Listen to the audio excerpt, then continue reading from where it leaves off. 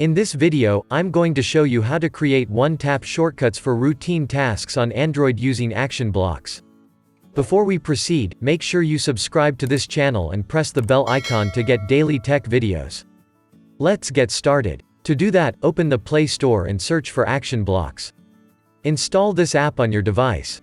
I've already installed it, so let's jump right into it. In the app, tap the button to create action block. This brings a list of tasks that we choose. We can create a one-tap action for making calls, video calls, playing music, opening apps, setting up an alarm, getting direction, and more. Let's go with make a call action. When we choose the action, it shows a Google Assistant command for that. Let's say I want to create an action for calling home. So I'm changing the command for that. Now, let's test if this works or not.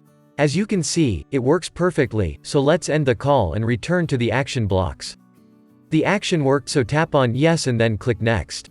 Now, add a name for this action and save it. You can also add an image if you want. When we save the action block, it prompts to add that to home screen. Select Add Automatically and tap OK to add. Now we can find a shortcut for this action on the home screen. When we tap on this shortcut, it runs the Google Assistant command and makes the call. Similarly, we can create various action blocks for your routine tasks.